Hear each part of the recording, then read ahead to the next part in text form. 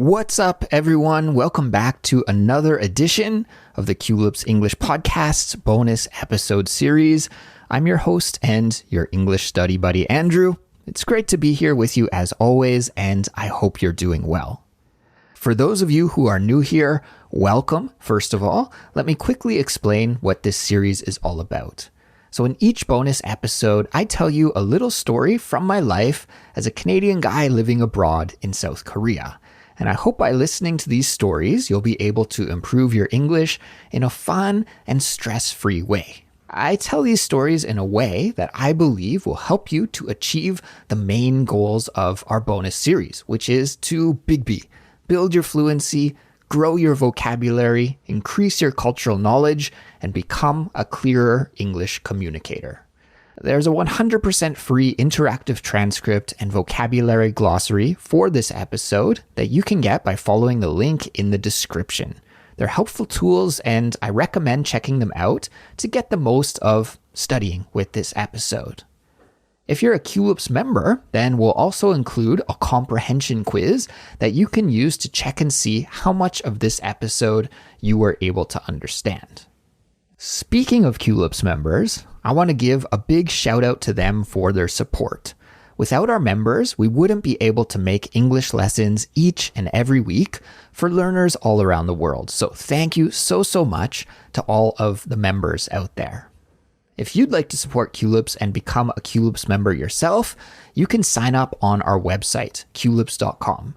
We give our members lots of helpful tools and bonus content to help them improve their English faster and better than ever. So check out the website, learn all the details, and sign up today on culips.com, or we'll put a link in the show notes for this episode. You can just follow the link and sign up and become a member. So for today's episode, I've got something completely different for you, something that I've never done here on the bonus episode series before, because today, instead of me sharing a story with you, instead, what I'm going to do is share an interview with you. And it's not an interview that I did with a guest. Instead, it's me getting interviewed. I'm the guest. So let me explain. A couple of weeks ago, I did an interview with Alastair Budge, and you may recognize his name. He is the host of the English for Curious Minds podcast. And you might remember him because he was my guest right here in the bonus episode series way back in episode number 54. So I'll throw the link to that episode in the show notes in case you want to listen to it. And we also collaborated on a project that Alastair was the mastermind of called Pioneers of the Continuum. If you want to learn more about that project, I recommend listening to bonus episode 54 because we talked about it during that interview. Anyways, Alastair reached out recently to me to ask if I could appear as a guest on his YouTube channel to talk a little bit about my experience of living abroad in South Korea. Now, when I got this interview request, to be completely honest, I felt a little bit anxious. When people ask me to do interviews, I usually say no. I've been asked to do a few in the past, and I almost always decline. I guess I'm really just an introverted, shy person. Maybe I don't come across that way here on the podcast because I do a lot of talking, obviously, on Culips, but in real life, usually I am kind of introverted and shy, and I feel a little bit uncomfortable talking about myself, which I know seems weird, but it is true. I guess for some reason, I feel more confident when I control the conversation, and if I have to do an interview, it's okay. But being interviewed, that freaks me out a little bit.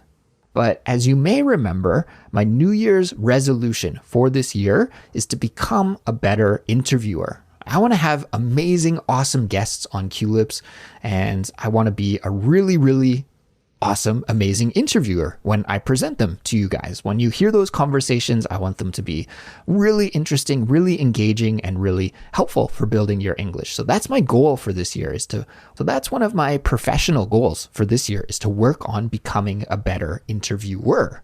But as part of that process, shouldn't I know what it's like to be the interviewee also?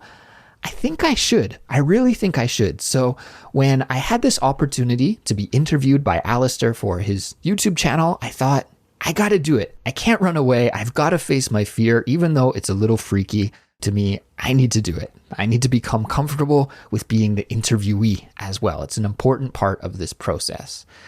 Also, Alastair's a great guy. I've really enjoyed talking to him every time we've interacted in the past.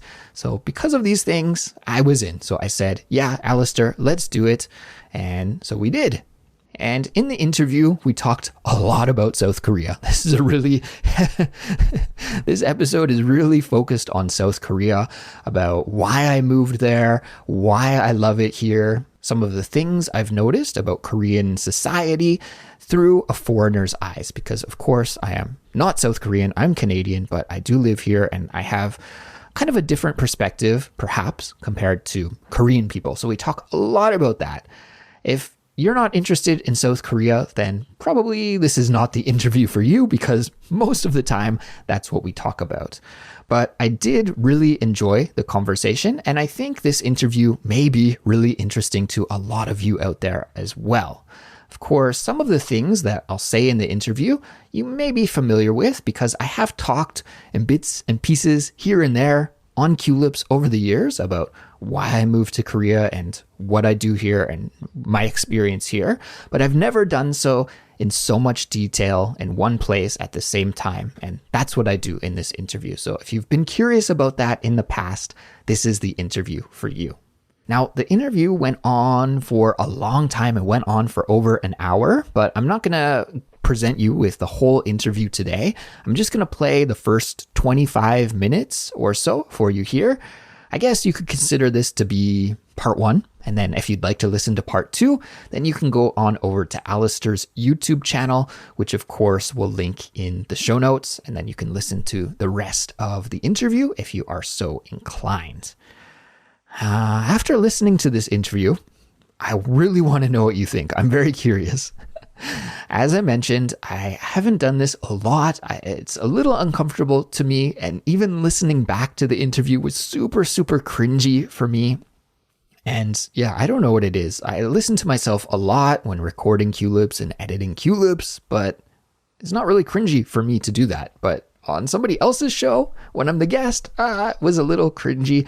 There was a cringe factor, but I guess it's all part of the experience, right? It's all part of the learning experience, and I think it was a good experience for me to do. I'd love to know your thoughts and feedback as well, and I really do hope that I'll get more opportunities to be interviewed in the future. So perhaps if you are a podcaster or a YouTuber listening out there and you'd like me to appear as a guest on your show, hey, reach out and we'll see. Maybe it could happen. And also a big thanks to Alastair for the invitation and for having me on his show and YouTube channel. So everyone, that's what this week's episode will be about. And without any further ado, let's get to the interview right now. Here it is. Enjoy. And I'm going to throw things over to Alastair. Alastair, take it away. Okay, everyone. I am thrilled to have Andrew from Culips with me today. Hello, Andrew. Hey, Alastair. Thank you so much for inviting me onto this new exciting podcast or YouTube show. I don't know. What do you refer to it as?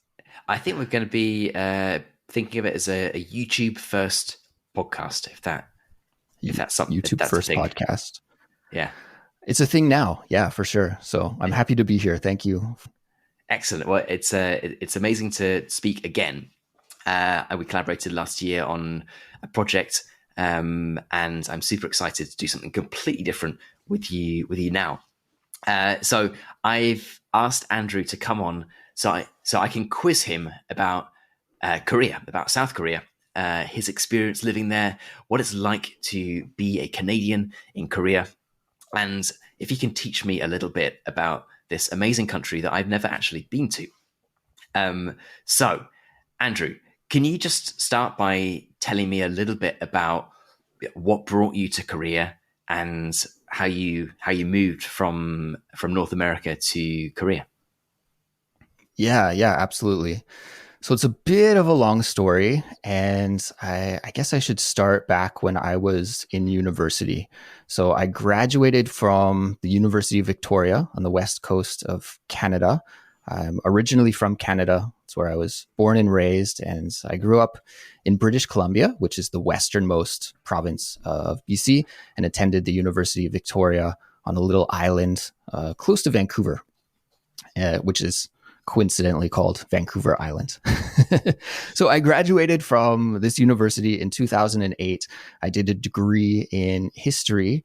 And while I was doing that degree, I had a student job, a student position as a research assistant in the Chinese history department. And because of that, I was able to start taking some Chinese history classes and do some kind of 2-for-1 work. I was doing research for my boss, who was a Chinese history professor, and I was able to use that research for my assignments for his class. So as a kind of naturally lazy person, I thought this was a great way to quickly graduate, was to get paid for the schoolwork I was doing, right? So I do some research for this professor and then use that research for my essays for his class. It was awesome. And because of that, I sort of got naturally interested in Chinese history.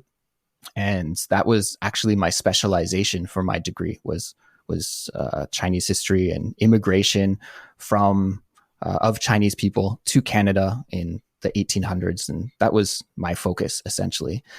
And so after I graduated, I thought if I wanted to pursue this further, if I wanted to get a master's in history, or if I wanted to do history as a living, and if I wanted to keep learning more about Chinese history, I really would have to learn the Chinese language. It seemed like that was very, very important to do. So I was thinking about, should I go to China and should I study Chinese and should I do this seriously? So I had this kind of vague notion that that was going to be my plan. I wasn't 100% sure about it, but that's what I was thinking about doing. And then I looked into actually going to China and studying and attending university there. And of course, it's expensive. And as a poor student who had just graduated, I had no money and wasn't able to make that jump and start studying the Chinese language. So instead, I was looking around for a different job, something to do. And I had some friends who were teaching English in Korea. And this is something that never really came across my radar at all.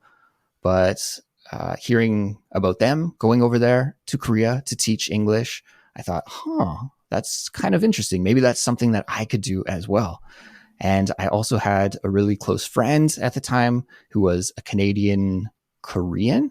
And he told me about his experience in Korea and said it's a really exciting kind of country that's very different than Canada. And so I guess it was those two experiences of seeing my friends go over to Korea and talking with them and hearing about their good experience. And also my friends who had been to Korea several times and told me about it. It got me interested in perhaps moving there to teach myself. And so my original plan was okay, Korea and China are pretty close, right? So I can just go over to Korea, even though I don't know anything about this country. It could just be an adventure. I could go over there for a year. I could save some money, and then it would be really easy to move over to China. And then I could follow that dream that I had at the time of learning Chinese and going deeper into Chinese history and perhaps maybe pursuing that as a career. Thinking back on it now, I don't think that would have been a good choice. I don't think I probably would have had too much of a future in learning about Chinese history and pursuing that full time. But that was my thinking at the time. So anyways, one thing led to another. And eventually I ended up applying for a job in Korea. And I got the job. I was accepted to this program called EPIC, which was a program that was created by the Korean government, I think in the early 2000s or maybe late 90s, which was to bring a lot of English teachers from, I guess, the seven English-speaking countries that have it as an official language of native speakers. So I think, Canada, America, Ireland, the UK, South Africa, Australia, New Zealand, those countries They invited teachers from those places to come to Korea to teach English in the public school system. And so that's where I got a job, and I ended up working in a Korean primary school, elementary school, as my first gig in 2009. Okay. Yeah. And were you sort of thrown in at the deep end, or did they give you some training and stuff beforehand?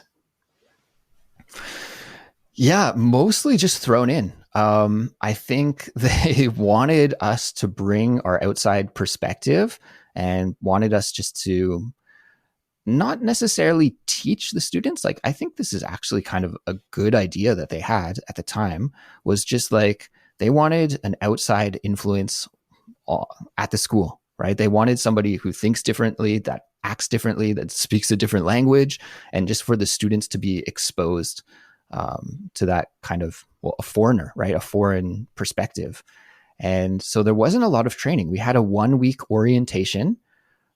When I arrived, I didn't even know where I would be. I knew that I was hired to teach in a certain province, which was Gangwon province, one of the provinces in the northeastern part of South Korea.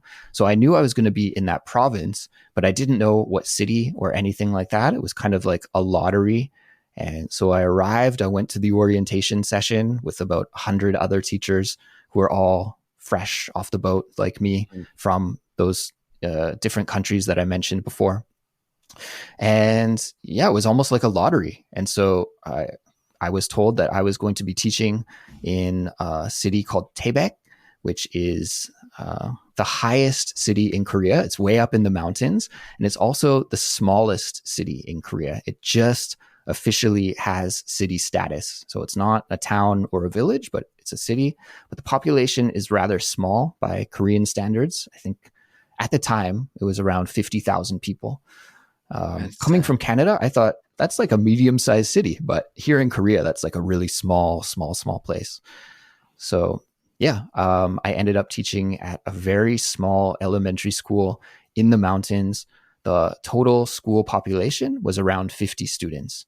So from K to 6, I worked with those students, and yeah, it was awesome. It was a great experience. And I think good for the students too. Like, they got a lot of time to just play and hang out with me. And I did do teaching, but I didn't have any teaching experience, right? Like, just that 1 week of orientation, and I had no background in education. So just tried to figure it out as I went along. And mostly, I think I was just encouraged to like play soccer with the students, hang out with them, and speak English to them. And so that's what I did. It was really fun. Were you the only non-Korean at the school? At that school, yeah, I was the only one. Wow, it must have been quite an experience. It was, yeah, it was really unique. One thing that's cool about, well, I don't know if this is cool for Koreans, but it worked out to my advantage in this situation, is that Korean teachers that work, and to be honest, I don't even know if it's the same system anymore. And I don't know if this is different province by province, but I can only speak to this one specific time. But at the time in the province Gangwon-do that I was in, school teachers by law had to change their school every several years. So you wouldn't be a lifer at one school. You'd get a job, and I think it was every 5 years, it was mandatory for you to switch schools. And so at that time, the other teachers at that school, the Korean teachers, were all from different places in the province. None of them were from Taebaek, and none of them lived there. So they all lived in a dormitory that was just a little way away from the school, just down the road, because they all came from different cities and different places. And it was kind of like, okay, your 5-year shift is done. You have to go to this school for the next 5 years. So they'd move from place to place to place. And so because of that, I really had a good relationship with them, and we got along really well. Those teachers tended to be younger, and I was just out of university as well. Most of them were just out of university. So yeah, I felt like I made some good friends with the other teachers there. We were all around the similar age. And of course, my experience was way different going to a new culture. They were just in a new city, but we are all kind of new in that place. So I think that really helped, and they helped me adjust to life in Korea. So I really was thankful for them for helping me fit in. Yeah, nice. Were you in the dormitory as well? No. No, they gave me like this huge apartment by Korean standards. It was paid for. It was part of my compensation package. And it was like this big 3-bedroom apartment, uh, which is wild to think about now. It was rather old and kind of dingy, but I thought, yeah, it's pretty cool. That was my first apartment that I ever lived in by myself with no roommates or anything. So it Yeah, was pretty fun. very nice. And was that 12 years ago? Something like Yeah, that. so that was even longer ago. That was first in 2009. Ah, sorry, So, nine. Alistair, you and I were talking a little bit before we started recording here, and I've spent about 12 years in Korea total, but on and off. So I came to Korea. This is actually my third turn here. I stayed in Korea for a little bit, went back home to Canada, came back to Korea, and then went back home to Canada for a long stretch, and then finally came back again. So I've been on and off in Korea for a total of 12 years, but the time from when I first came to Korea until now is longer than that. I first arrived in Okay. 2009. Yeah.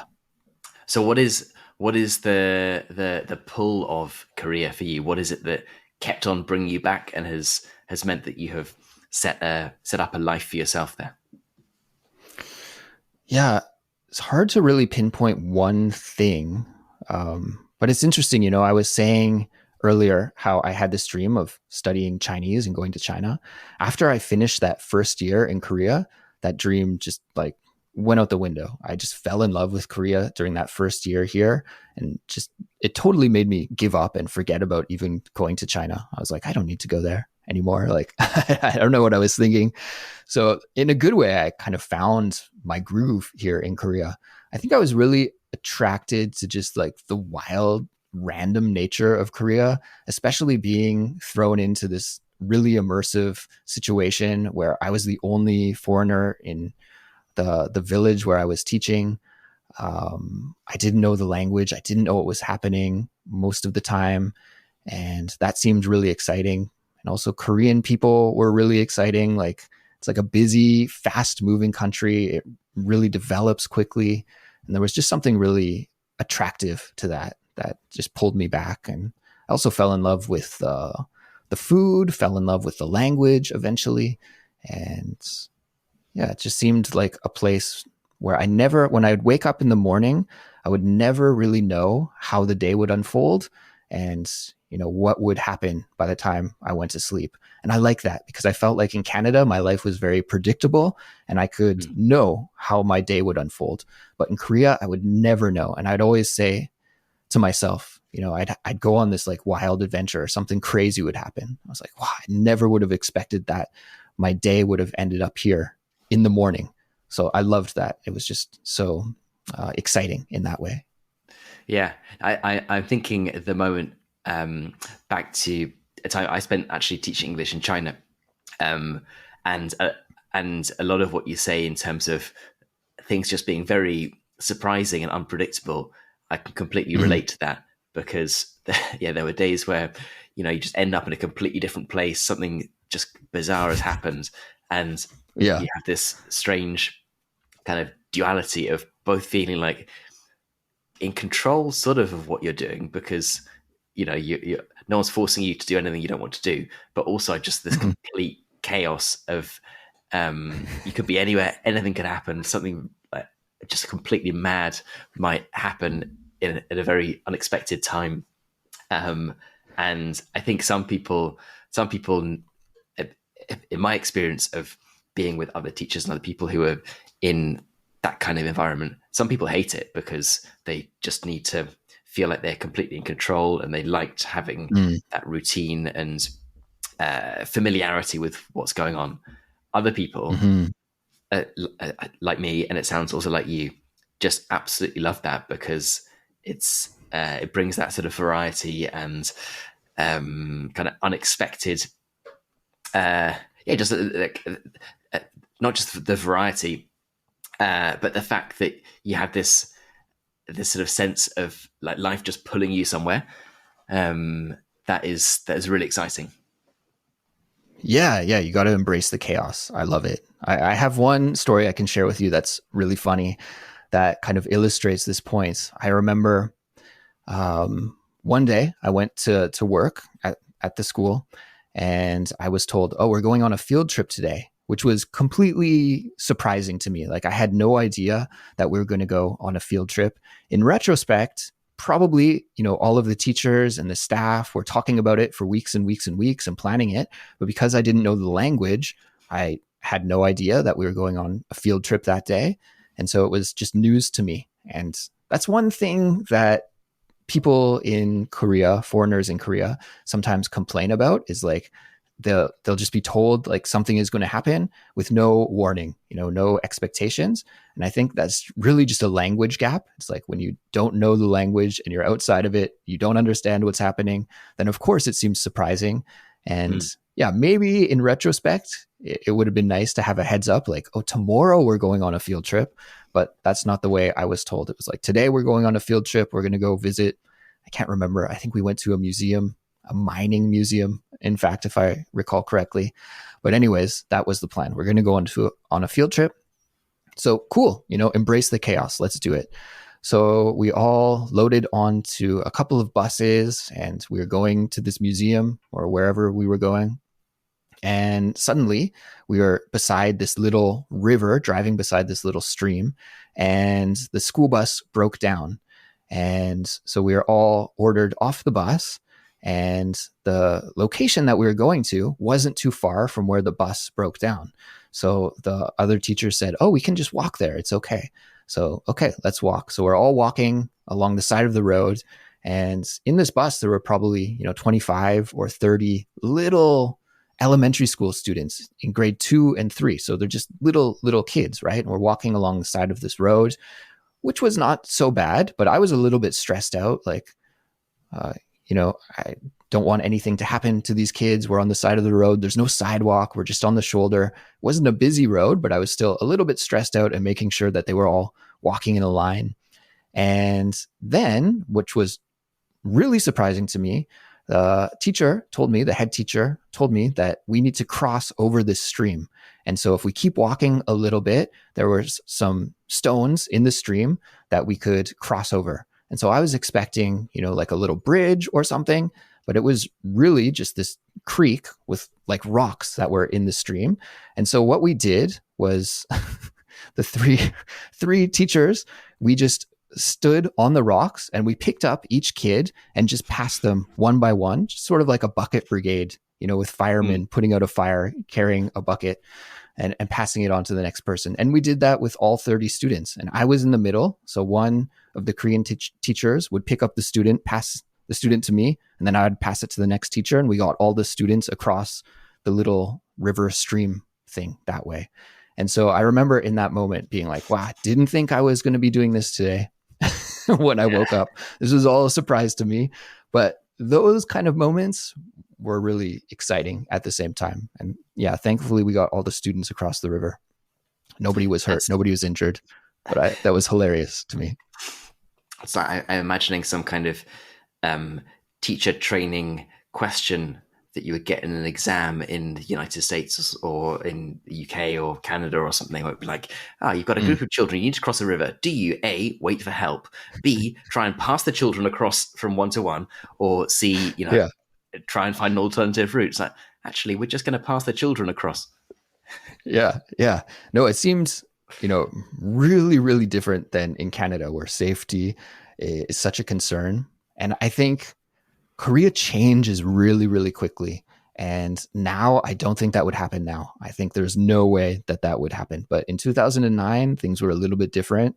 And it was like, we got a task. We got to get it done. What's the easiest way to do it? Oh, we'll just pass the kids over the river. And it was fine. We got it done. But they all it was counted them at the end. Memory. They all made it across. They all made it. Yep. We did it. Excellent. I imagine if one didn't make it across, you wouldn't be smiling telling this story now. Yeah, exactly.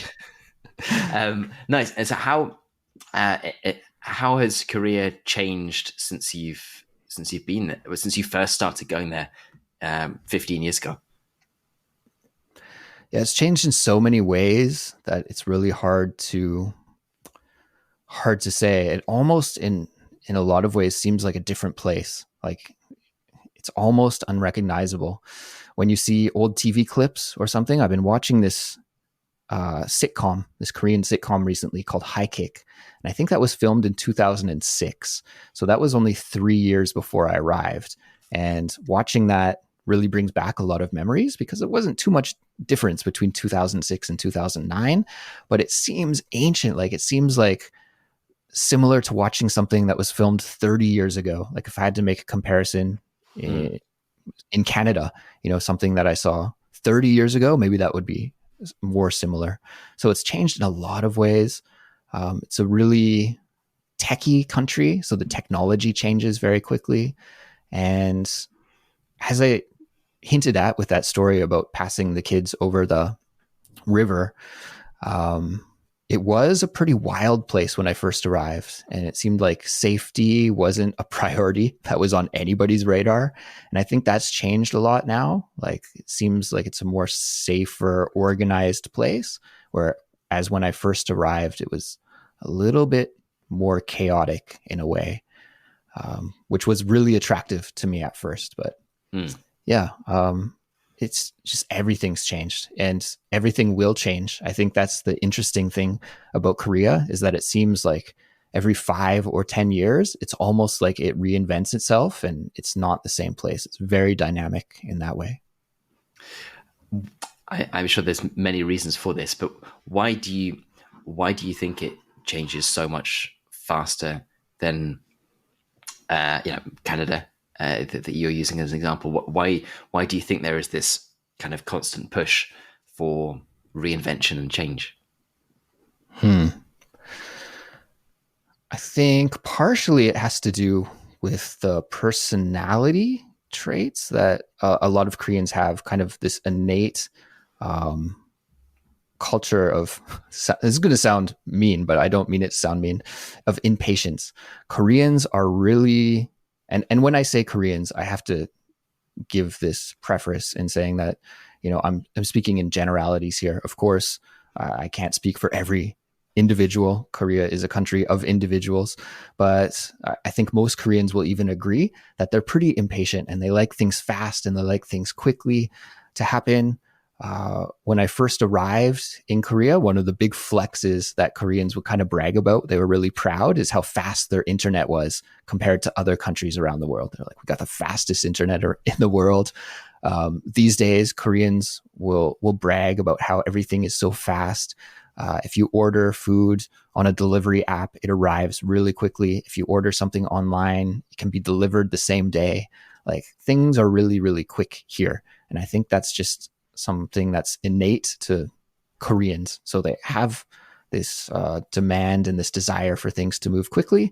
And I think they're also pretty flexible. If something isn't working, they can give up on it quite quickly. And like, this isn't working, let's try this. This isn't working, let's try this.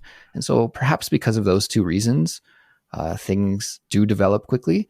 And there's also, in terms of technology, you have huge companies like Samsung, like LG, right? And so they're always pushing the boundaries with new tech and stuff. And Koreans adapt to that quite quickly as well. So you do see a lot of technological change in the country. It's, as I mentioned, very dynamic in that way. So thanks again to Alastair for interviewing me, and thanks to all of you for listening to the very end. Now, remember, if you're a Culips member, you can do the comprehension quiz for this episode now. The link to do that is in the ad-free transcript version of this episode, which you can get on the Culips website on the member dashboard. But I'll also put the link in the member area of our Discord server as well. And if for any reason you can't find it, just send me a message and I will send it your way. Now, at the end of the episode, I like to share a completion code with you. Making an example sentence with the completion code and leaving that sentence on our Discord or Instagram or YouTube will show me and show the rest of our amazing Culips community that you studied all the way to the end of the episode. You completed it and you got the code as a result. Okay, so this week's completion code will be interview. Okay, that is what this week's completion code is, interview. So you know what to do. Go and leave a comment with the word interview for this week's homework, and I look forward to hearing what you have to say. Well, guys, that brings us to the end. I hope you have a great week coming up here next week.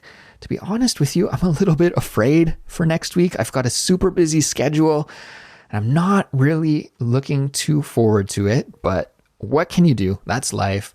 Let's all try to have an awesome week ahead, and we can meet back here next time to talk about it in the next edition of our bonus episode series. So guys, please take care. As always, happy English studies, and I'll talk to you next time. Bye-bye.